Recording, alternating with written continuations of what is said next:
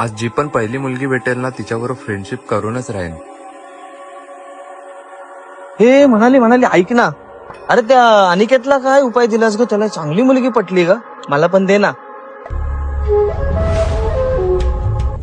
थांब बॅगेतून काय काढतेस? थांब बोलले ना.